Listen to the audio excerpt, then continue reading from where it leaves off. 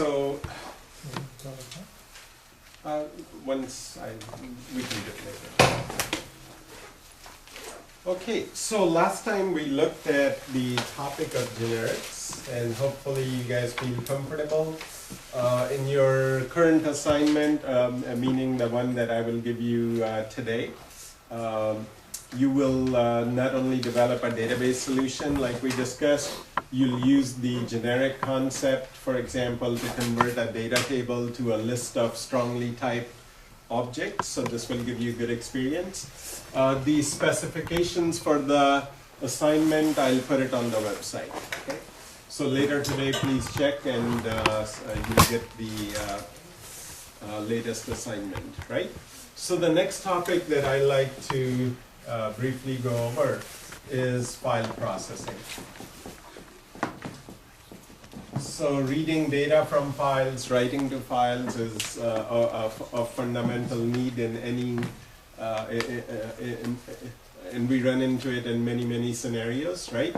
So how do we read data, write data to a file using C#? The answer is very similar to Java. If you've done Java, then you'll find it extremely similar. But even if you haven't done, at first it seems a little complicated, but once you get used to it, you will see it's very neatly designed and gives you a great flexibility, not only to be able to read data from a file, but also from a network socket. Okay? So the concept both in Java, both in C# is like this. Okay? If you have any I/O device, okay, for example, a file, okay, we don't try to read the data directly from the file. Okay? So if we wanted to read or write the data from a file, we go through one intermediate level. So we go through what we call a stream. Okay, so first thing is we associate a stream with a file or a network socket or any other input-output medium. Once we have associated the stream, then our code simply reads or writes using the stream object. Okay? The biggest benefit of putting one more level over here is that it makes our code independent of what the actual medium is. So for example, if it's a file, as long as we have a stream associated with it, since our code is only dealing with the stream, it will be, if it is working correctly, then if we change this to, let's say, a network socket, so take a look over here, since our code was still dealing with the stream, it does not have to change. So it basically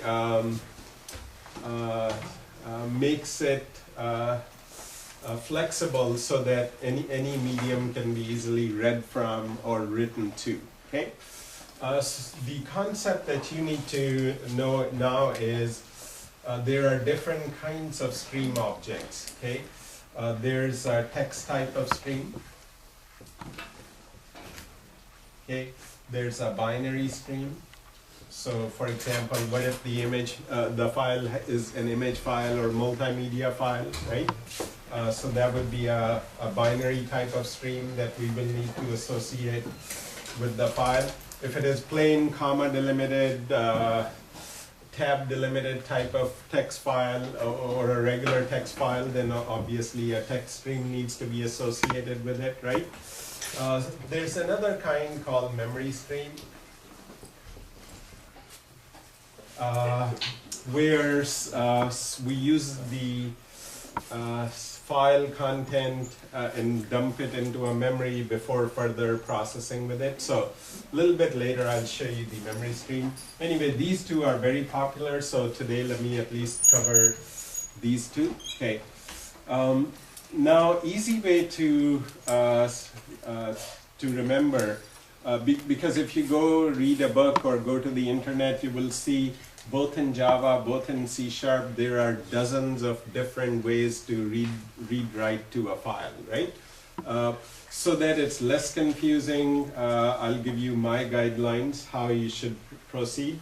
So if you can simply remember, if you use the plain stream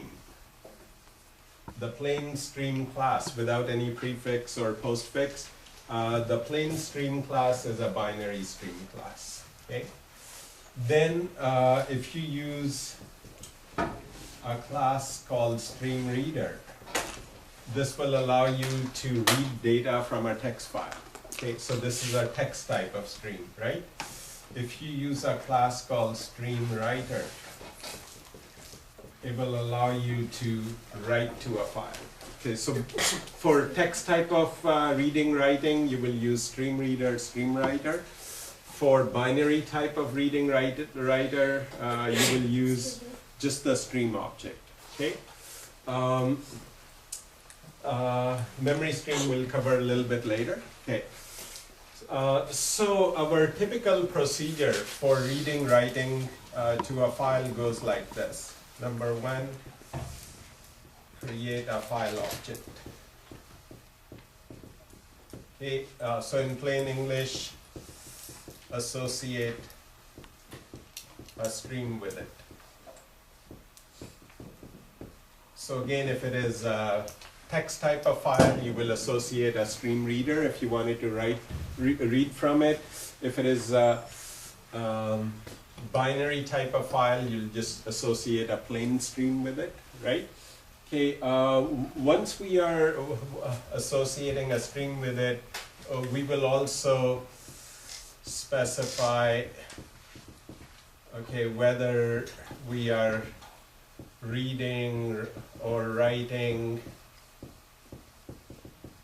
or whether the file should already exist if we are writing to it, for example. Okay, for writing, if the file should already exist. So those type of options we can select. Okay. So anyway, the typical. So this is in plain English, right? So now let me show you typical code. So there is a class called file info. Sorry. So we have two classes called file info and directory info in the .NET library, which allow us to explore a directory and pick up a file, and so that we can read or write to it. Okay. So here's a typical code. So you will say, for example, file info, fi equal to new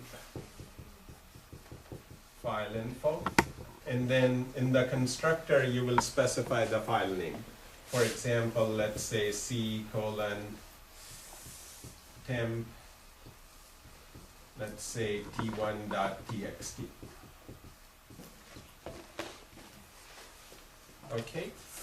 So notice I'm using 2 backslashes because remember, in a string, if we use 1 backslash, that means the tab, right? So if we literally wanted to say, no, this is not a tab, this is a backslash, then both in Java, C, C++, we use 2 backslashes, okay? In C# you have another option. If before the string, so we could have also said something like this: file info @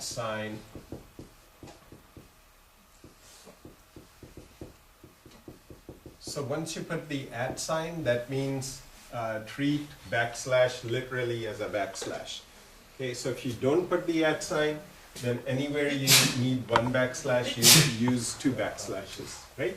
Okay, so anyway, so this is basically creating our file object or file info object.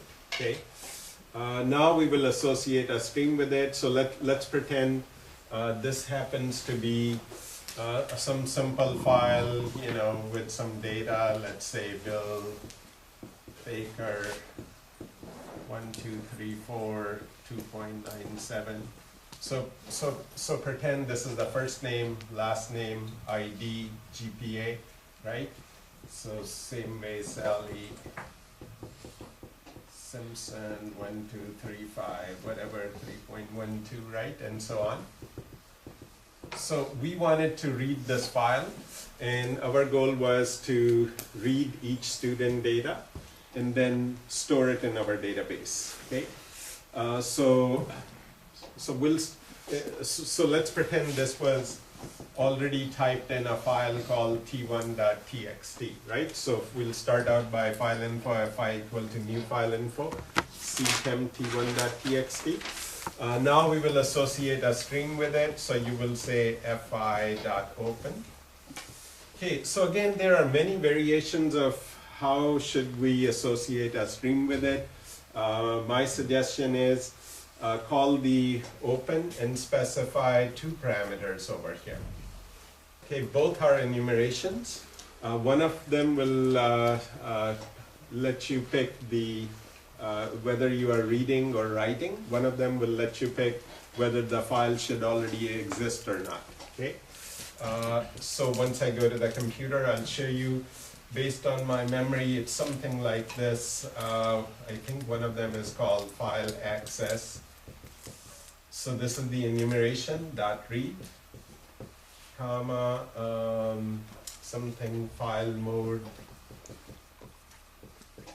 And I may be wrong, so once I go to the computer, I'll double check as I use the Intellisense. So file mode dot open, and you have other choices like open or create or something like this, right?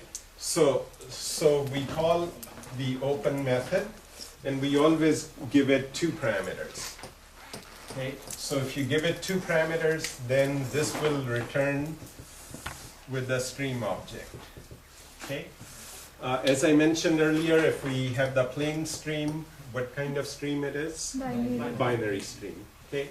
So now if you can remember one more piece of information. The stream classes in the .NET library, okay, use what is called a decorator pattern.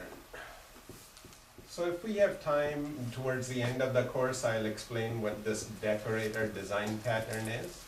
But if a set of classes implements this pattern, one of the benefits of this pattern is to change one class type to another type, you simply pass an object of one in the constructor.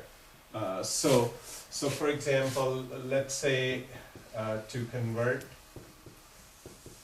a stream object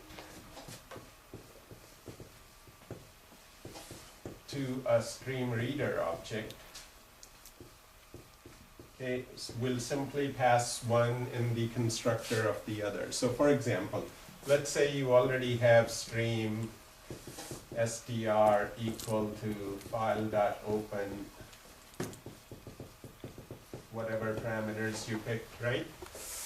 Okay, so now if we wanted to convert it to a text type of stream, which as I mentioned earlier is stream reader. So our code will simply look like this: stream reader sr equal to new stream reader, and pass the binary stream, which is str in this example, in the constructor. Okay. So to convert one type of stream to another type of stream, all you have to do is pass it in the constructor of whatever type you wanted to change it to, right?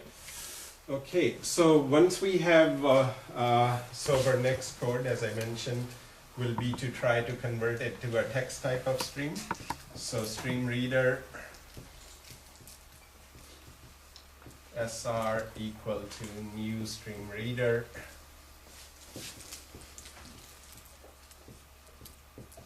str, right?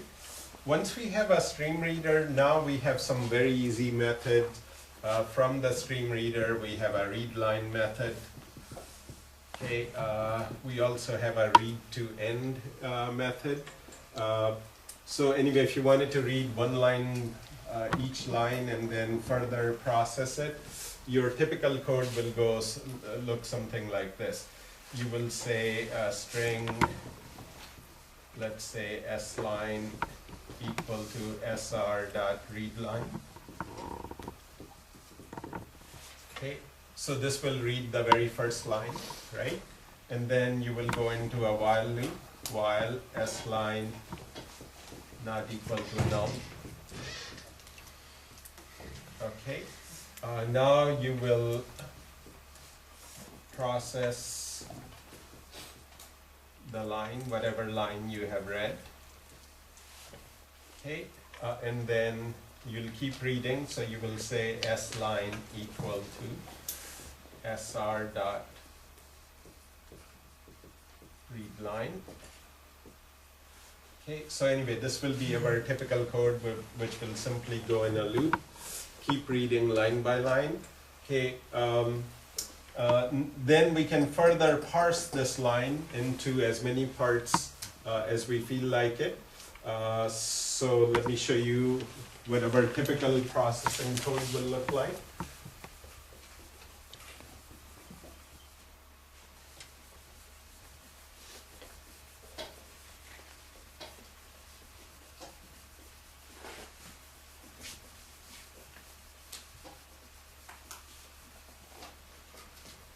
Okay, so our processing code to process each line, let's pretend each line is separated by our tab as an example. So this is our tab delimited file. Okay, so once we have read each line, so here's the code to process each line. Okay. There's a split function available, and again very similar to Java, which can split any string into as many parts as we feel like it. Okay? So first we do is we create a character array of separators. So for example, you can say \t. So our separator is going to be our tab, so we initialize this array to just one character, which is the tab character, right? And then if we did, let's say, string parts equal to s line dot split, and pass it the separator array. So what it will do is it will break this line into as many parts depending upon how many tabs it finds. Okay, so in this example, automatically parts of 0 will be the first name, for example, Bill. Parts of 1 will be the last name, Baker, and so on. So now let's pretend if we created a student class, student s1 equal to new student. Okay, and now we can say s1 dot first name equal to simply parts of 0. s1 dot last name equal to, let's say, parts of 1. Okay, let's pretend the ID, which is the third field, happens to be an integer. So remember, this parts array is a string type of array, right? How do we convert a string to an integer? Integer In dot parse parts of 2. Okay. And s1 dot, if the last column was GPA, if let's pretend our student class already has the GPA as one of the fields, then this will be double dot parse parts of 3. Okay, so once we have extracted all the columns from our text file and populated the student object, then all we have to do is call a method, let's say write student to database, and pass it s1. And now you can write this method, which will basically start composing the SQL and write it to the database, right? So let me go to the computer, quickly create an example like this and show you how straightforward it is.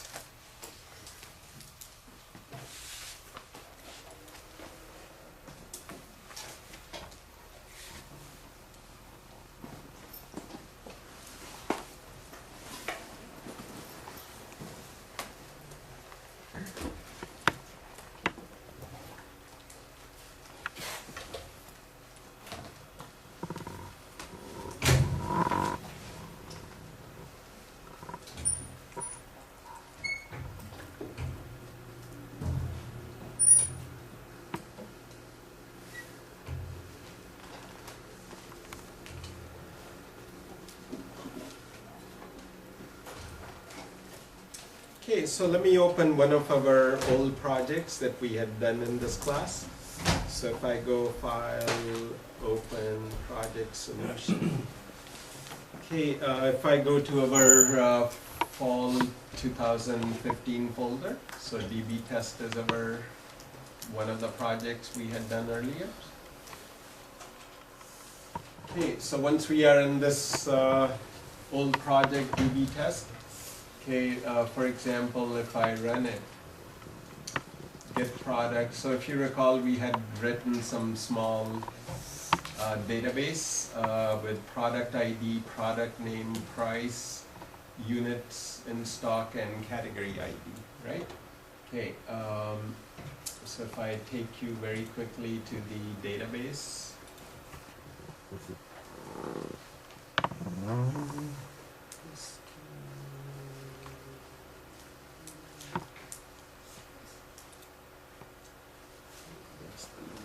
It's the wrong SQL server. Let me go to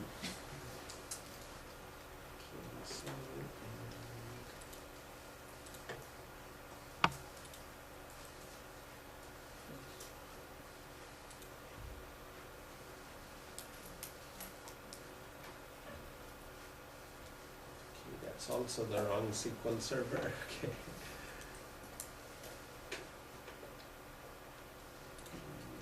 Because I think this one I had created in the SQL Server 2014. So let me locate SQL Server 2014.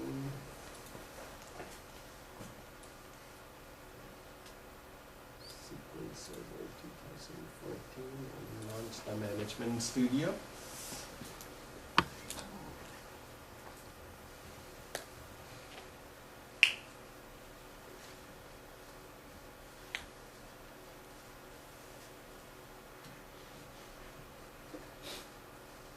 Okay, so while it launches up, let me go to the form.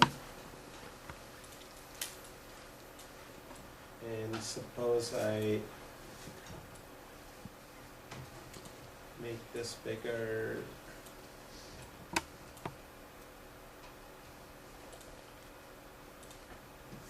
Okay, and so suppose I go to the toolbox, add one more button. Okay, and let me call this BTN read student data.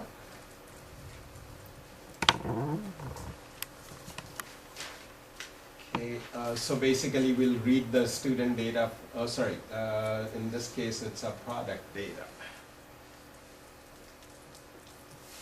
Okay, because the database I'm using is the products database, right?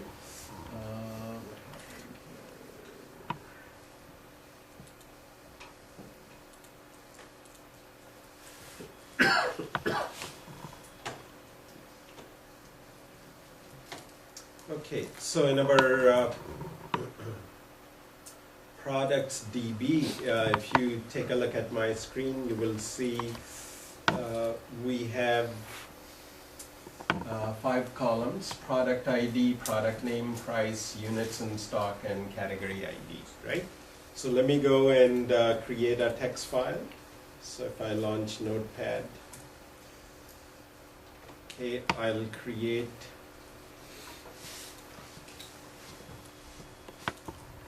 Okay, so some sample data over here. So let's pretend product ID is 1000, and I'll make it comma delimited. So instead of tab delimited, let me pick comma delimited. Okay, next thing is product name. So let's say it's calculator, comma. Next thing is price, suppose 45.5.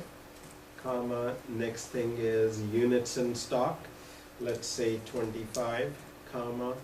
Next thing is category ID, I forgot, I think we had said 10 to be electronics as an example, right? So 1001, suppose it's smartphone, comma, let's say 359.95.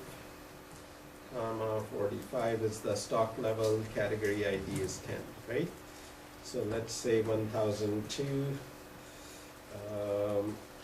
let's say TV, comma, price, let's say 695.50, stock level, let's say 12, category ID 10, right? Anyway, and for the last row, let me just hit the enter. So this will be our text file. So now if I save it, file, save as, and let me go back to our C drive, to our CS555, sorry, CS440 fall 2015 folder, and let me just call it product data, and it will be TXT, so the extension will automatically be given as TXT, right? So once I save it, now let's go to our Visual Studio, we'll write the code to read the file. So this button that I just added, let me make this text property of read product data. Okay, so let me make this wider. Okay, so now if I write the event handler for the product data button by double clicking on it, right? So we'll start with try catch exception EX.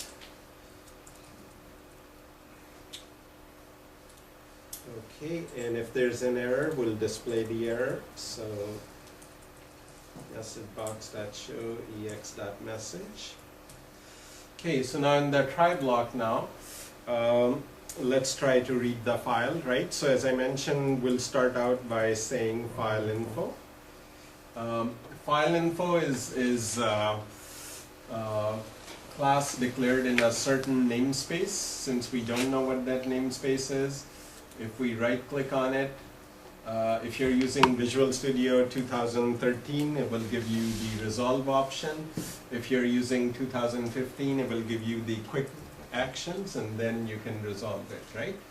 So I'll just resolve to system.io. Once it changes to light blue color, so now we can say new file info, and I saved it in CS440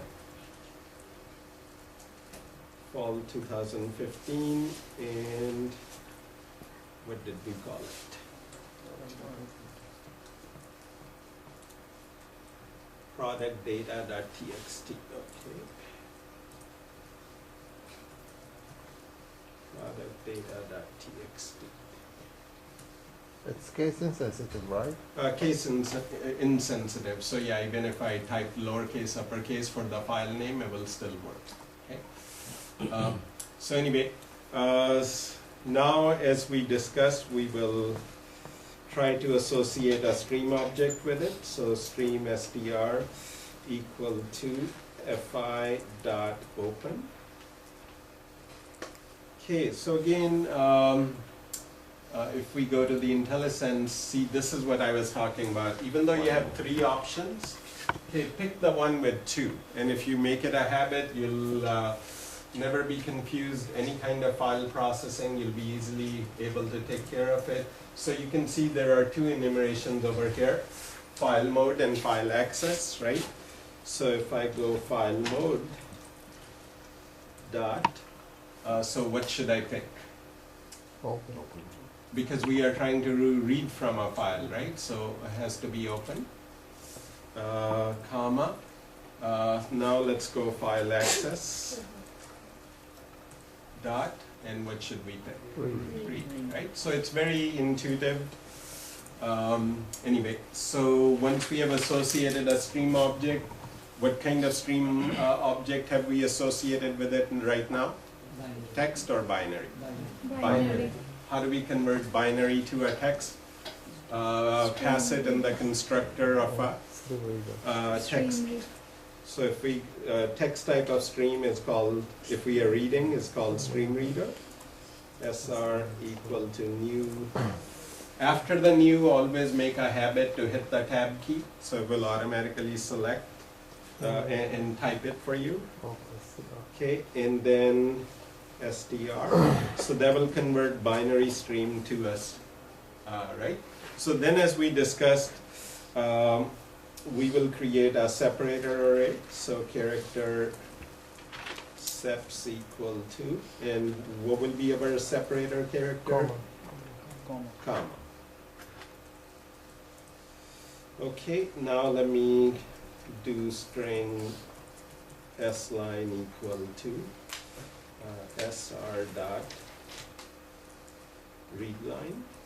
So this will read 1 line, correct?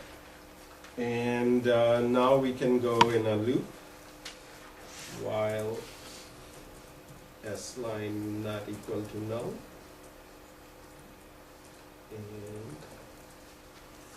okay, and now start processing each line. Okay, so we will do string parts equal to s line dot split. So we'll call the split function, give it the separator array. And so this will create as many parts as it finds in our each line, right? So if we go back over here, how many parts are there? 1, 2, 3, 4, 5 parts in each line, correct? So now let's create, so we need 1 class representing a product.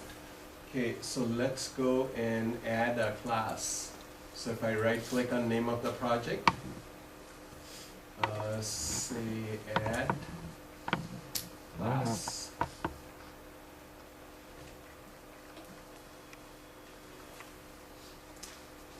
Okay, so if I pick add class, oops, I forgot to name it. No big deal. If I right click over here, refactor, rename, and call it product. Okay, apply. And now I should rename the file as well to product.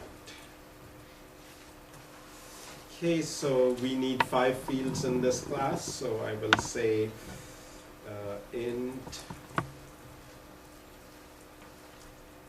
so public int product ID get set, public string product name get set,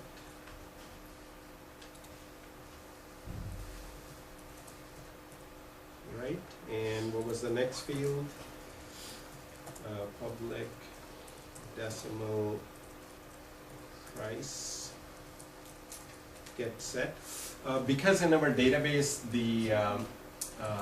we declared the data type to be money. Money translates to a decimal type in C#. Okay, and next one was public and what did we say? Units in stock, I think.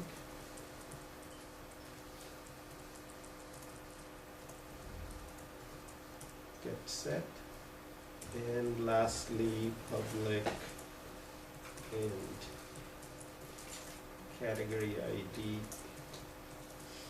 get set, right? Okay, so once we have created a class representing the 5 fields corresponding to our table, now let's go read the data into one object of the product class. So if I right click on form 1, view code. Okay, so this is where we were writing the code. So now let's create one object of the product class. So product PR equal to new product, and then PR dot product ID equal to parts of 0, correct? Yeah. And because product ID was declared int, so I have to do int.parse.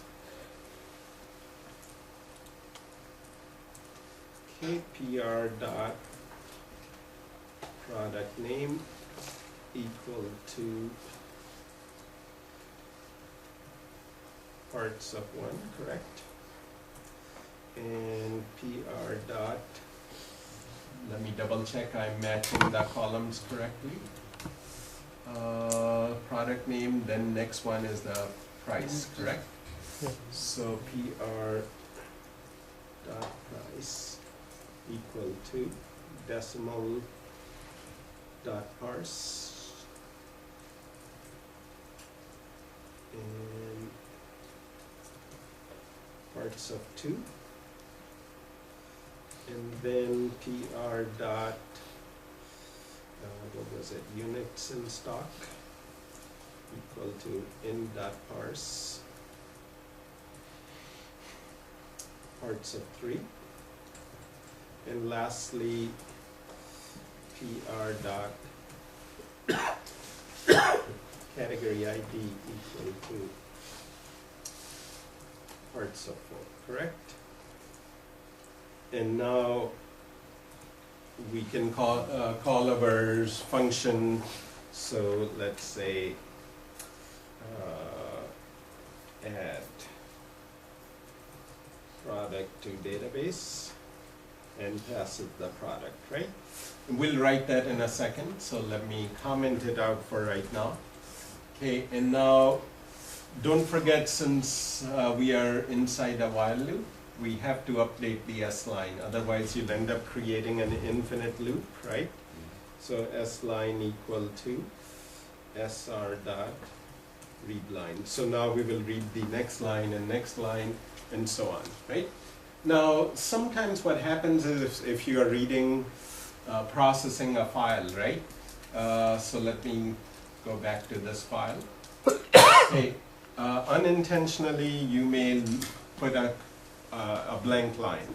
Okay, so what will happen? It comes to this line. It will read a blank, and then it will try to split it into 4 parts.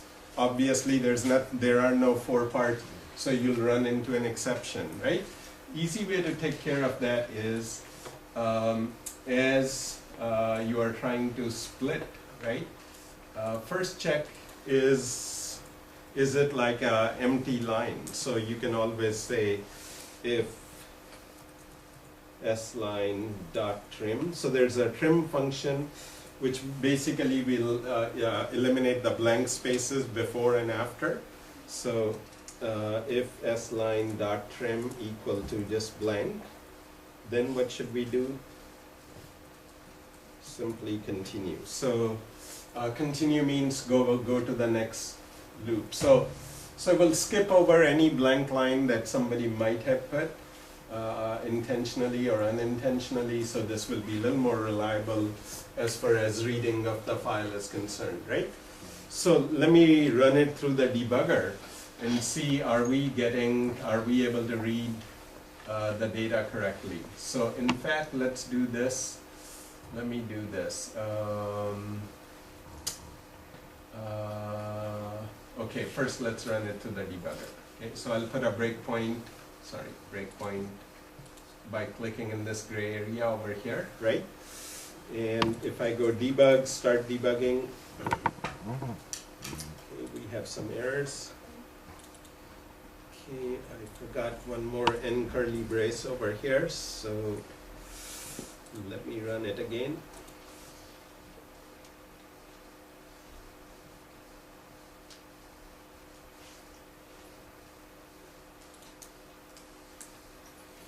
Okay, let me exit out one more time. The last copy was running, so I'll close it and close it one more time, and let me run it so that it runs the latest code. Okay, so once it runs the latest code, if I click on read product data, so it stops at the breakpoint, right? So let me put my mouse on S line. Is it reading the first line correctly? So you'll see 1000 calculator and so on, right? Now we can step through. So if I go F10, F10, F10, F10, F10, F10, F10. So now let me put the mouse on the product and expand it. So you'll see it has read all the fields correctly, right? So anyway, if I go debug, continue, and I can take the breakpoint out. So we'll run through. So we know at least it's reading the data from the file correctly, right? So now what do we have to do? We have to write the code to add this product to our database, right? So now we have two possibilities. Remember in our database, if you recall, the product ID is a primary key, okay? So what will happen if we try to insert a product that already exists in the database? It will throw an error, right? So we should be checking to see if the product already exists in that database. If it already exists, what should we do? Should we still insert it? No, skip. Should we skip it or should we update it? Maybe you need to update it. We should do an update, right? So if you recall, when I was showing you this example some time ago, we already had created this data access class, which is implementing the iDataAccess function, right? So iDataAccess function, so with three things: get single answer, get many rows, and so on, right? Okay, so it is always a good practice because as you are creating a large application, you'll be composing many different kinds of SQL, okay? Rather than going to the button handler, so for example, going over here and us writing the SQL right over here, right? Which we could do, it will work, but that's not considered a clean implementation. So let me briefly talk about what's the good programming practice once you have the database code, you have the user interface, and so on. How do we? Turn it up. Yeah.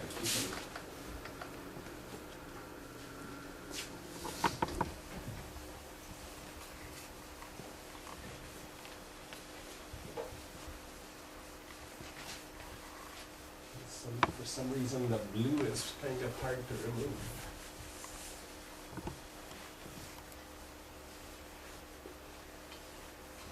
Okay, so once we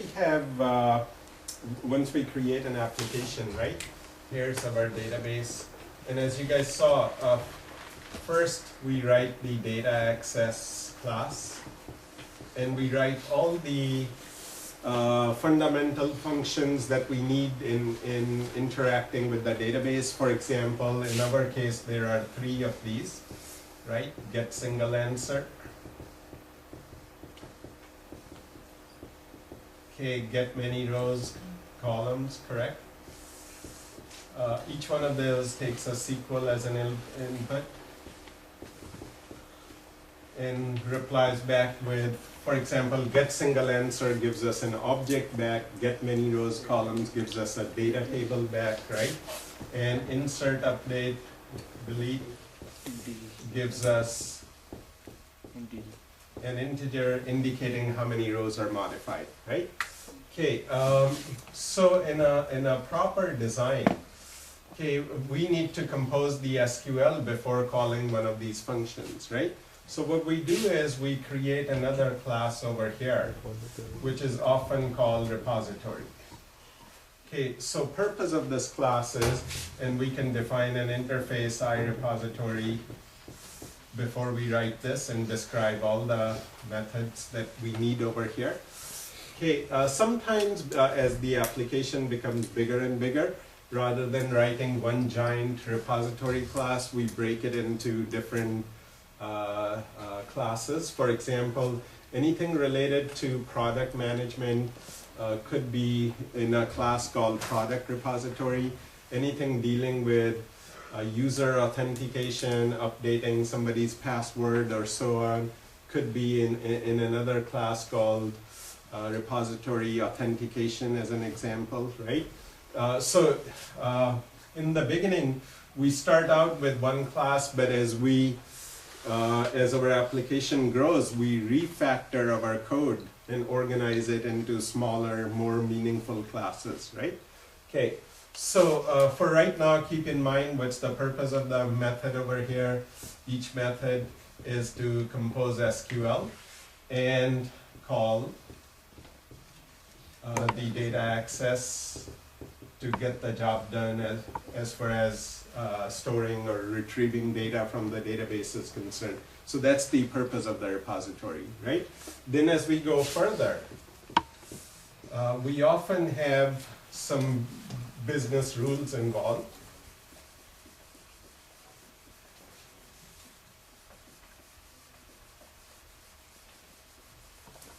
Okay, so for example,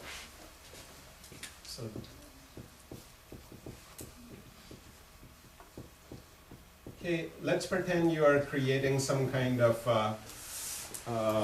product management or sales application, right?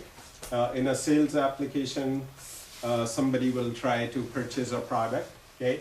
And suppose if they purchase an amount greater than $100, you will give them a 1% discount. If they purchase more than $500, you'll give them a 2% discount, right? Okay, so rather than, again, hard coding all of those in the repository, these rules, because these rules change. Tomorrow, you may run a promotion. Let's say the holiday season is coming, and you wanted to increase it from 1% to 3%, you know, just up to, let's say, December 25th. Then after that, you wanted to reduce it again. So that we can easily change our rules. All these additional discounts will be programmed in our business rules class, okay? So then the next layer over here is our user interface layer. So this is where, for example, our menu handlers or button handlers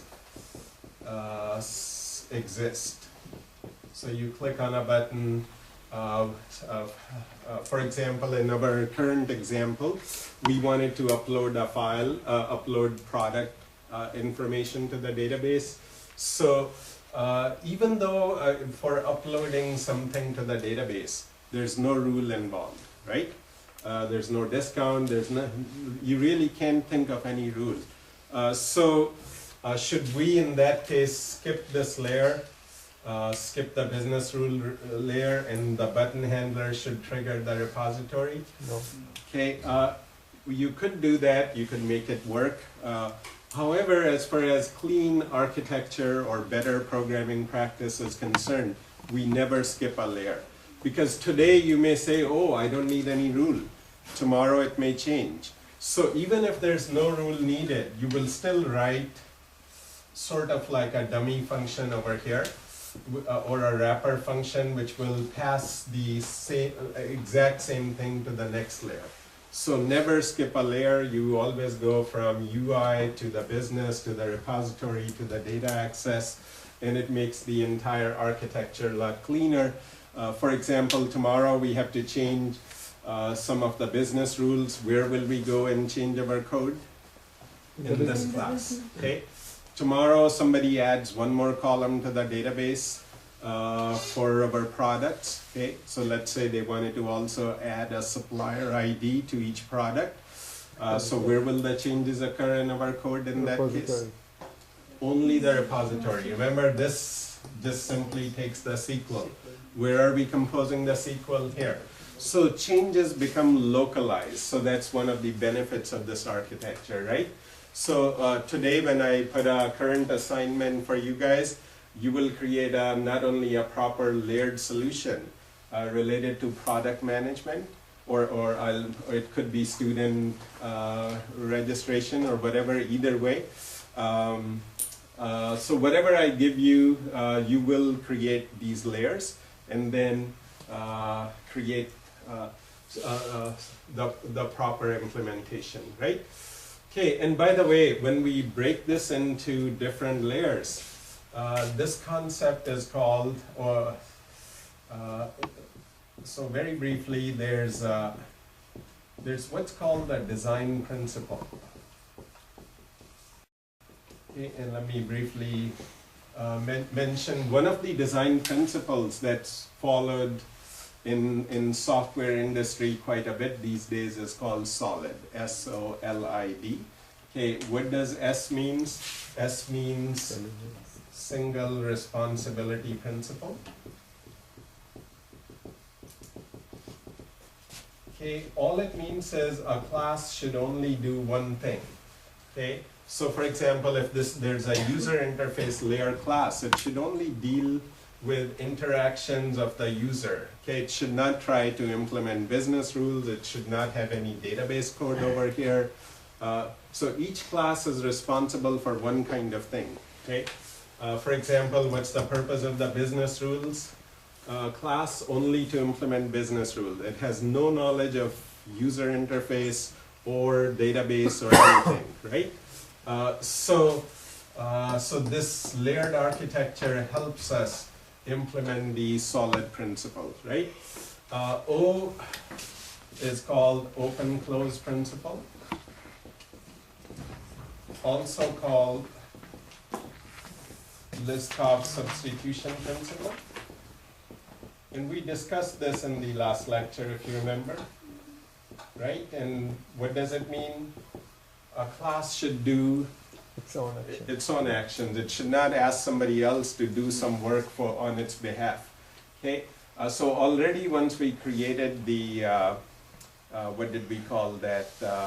Populate row or method or get list. Set field. Set field. But what was the name of our generic method?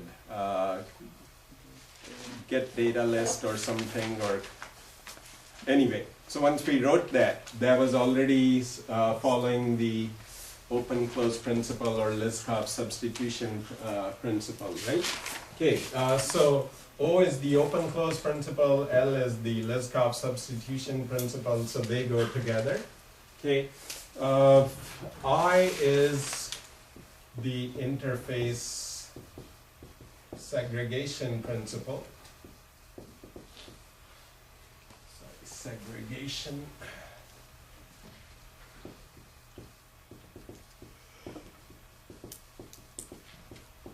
Okay, so what that means is, again, just like we were talking about, in the beginning you may only have 3-4 methods in the repository, but over a period of time as it starts to grow, we don't put, for example, more than 10 methods in an interface.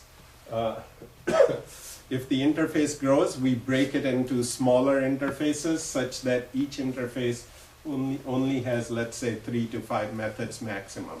Okay, typically around 3 methods we put in an interface, right? Again, so what it means is, as a class or the interface becomes bigger, refactor it into smaller, meaningful interfaces. Okay.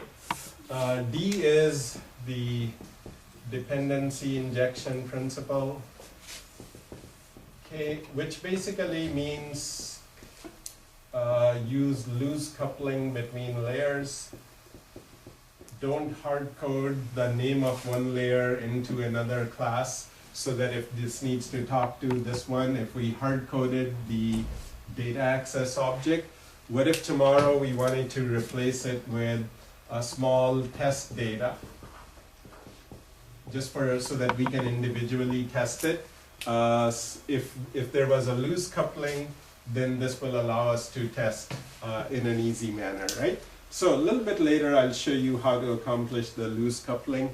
But bottom line is, these days, regardless you are creating a web application, or regardless you are creating a Windows or a desktop application, you should, or regardless you are creating a mobile application, always follow the solid principle. Okay, divide it into layers. Especially the single responsibility is very important. Don't try to write all code in just one event handler. Okay, so now let me go back to finishing this.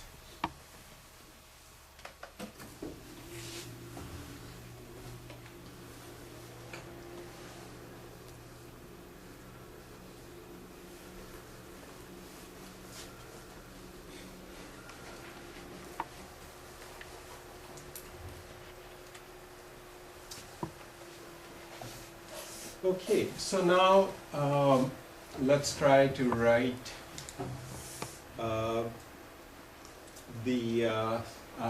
remember, where are we writing this code over here so far? We are writing it in The button handler. button handler, which is which layer? User interface layer, right? So user interface will talk to which layer next? Business layer. So let's create one more interface first. So if I right click on name of the project and I say add new item, okay, pick an interface, and let me call this interface business product. So this is related to our product management. So it's hard, oh sorry, did I type I? I did not type I. Okay, capital I. The convention in C# is, if it's an interface, give it a name starting with capital I. So let me put it on a... Okay, so anyway, it's iBusinessProduct.cs interface. So once I click, that's the interface, right? So let me add, gradually we'll keep adding more methods to it, then we'll refactor it. Okay, one of the methods that we need over here is to, remember in an interface we don't say public or private. Okay, it's the class that implements the interface will decide on that method being public or private. So we will say bool add product. Or we can call it add or update product. Okay, always a good idea to pick a meaningful name. So add or update product, and what will be the parameter to it? Object of the product class, right? So product PR. Okay, so once we have written this interface, and gradually we can add more methods to this interface. Now let's create a class called business layer. And also what you will see is over a period of time we'll get, our project will grow and we'll get many, many classes over here. Okay, always a good idea to create folders and put the related code in those folders. Okay, so for example, to create a folder, all you have to do is right click on the project, add new folder. Okay, so suppose this will be our data layer. So once I have created a folder called data layer, I can simply drag and drop iData access into the data layer folder. I can drag and drop, what else did we write? Data access into the data layer folder, right? Okay, repository, we haven't written the interface that we wrote. Let's create another folder called business layer. So if I right click, add new folder, and let me call it business layer. Okay, and now I will drag and drop, where is I business product into the business layer. Okay, so this way you can minimize these layers, and it's easy to see where to find a particular class that we need to update, right? And the neat thing is as you drag and drop any class into a folder, code-wise there's no change needed. Unlike Java, where folders are strongly tied to package names, C# doesn't care. So if you drag and drop, you'll run the project, it will still run correctly as before. So no code change needed, okay? So it's simply a reorganization of the files, okay? So now we need to create a file called, or a class called business product, right? So if I right click on business layer now and say add class, and now if I pick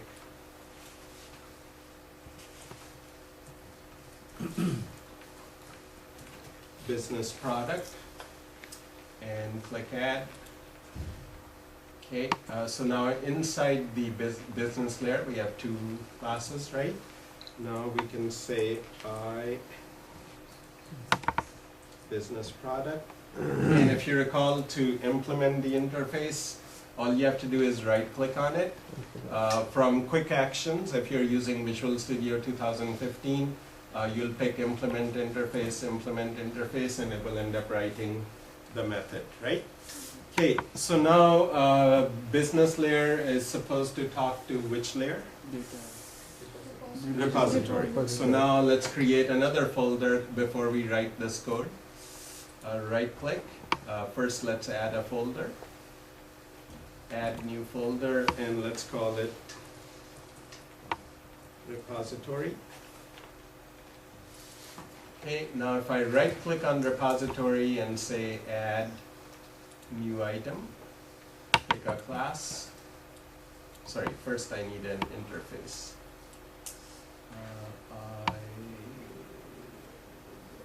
We can still use class. Okay, it's not giving me an option. Let me just double check. Yeah, we can use a class, but let me see. C, D, E, F. Yeah, there's an interface. Okay. So we can do I repository or I business repository.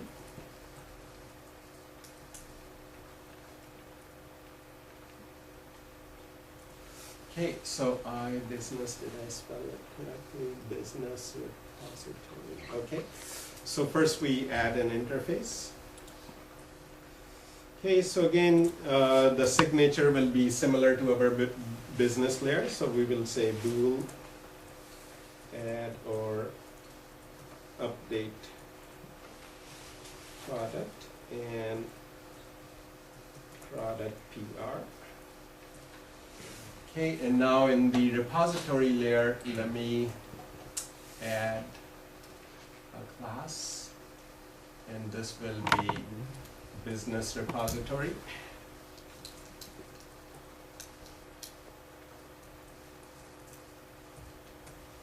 Okay, business repository. Okay, this will implement which interface? Business before. iBusiness, sorry, not iBusiness.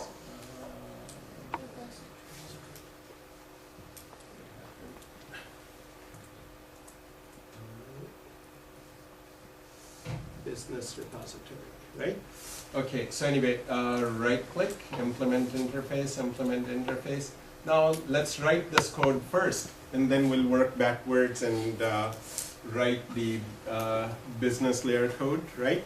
Now the repository needs to talk to which layer so that we can put this information in the database. Data access.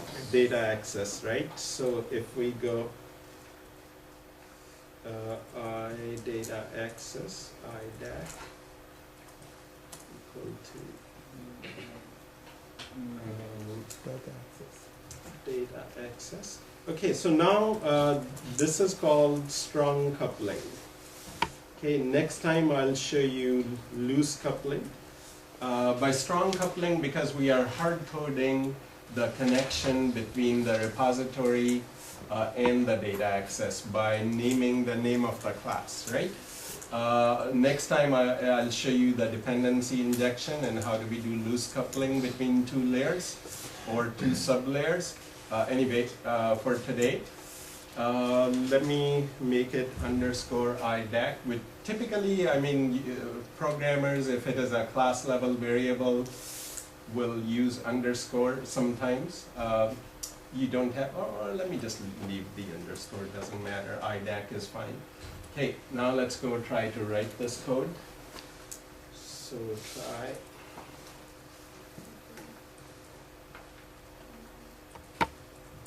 Catch exception EX. Okay, and because this class related to a user interface? EX.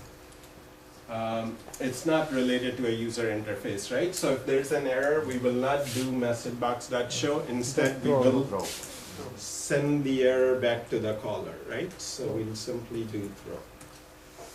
Okay, now let's compose the SQL. Okay, so there are two possibilities, right? The product ID already exists in the database, okay? Or the product, what we can do is if we go back to, let's say, iRepository, iBusiness repository, let's add one more method over here. Bool does product exist? Okay, and what should it take as a parameter? Product ID.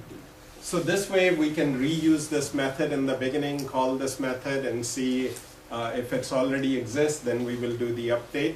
Otherwise we will do the insert, right? Okay, so now going quickly, so let me go 2-3 more minutes. If I go to the business repository now, since I've added one more method to the interface, I'll right click on iBusiness repository, implement interface, right? So now first let me finish this part. Does product exist? Okay, so again we'll do try catch exception EX and simply throw over here again, correct? And string SQL equal to select product ID from products where product ID equal to plus product ID dot toString, correct?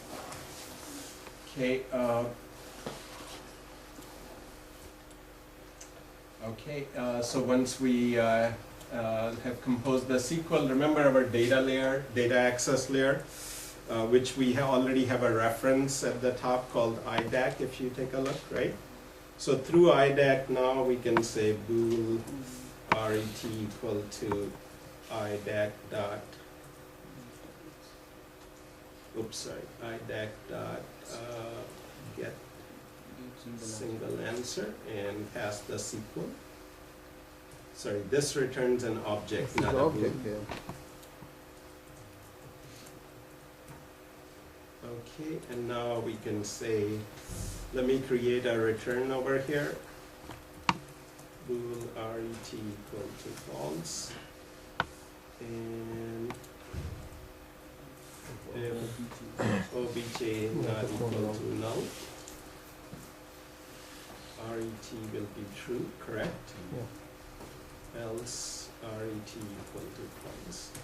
No need for that. Say it again. We don't, no need for return. Actually, it's a good practice to do that because tomorrow if somebody commented it out or removed it, then so anytime you are making an actual decision, don't rely on some initialization in the beginning. Okay. Anyway, so return RET, right? So now we can continue with this next time, and hopefully once you see how the full architecture is put together, then I will give you a nice, meaningful assignment.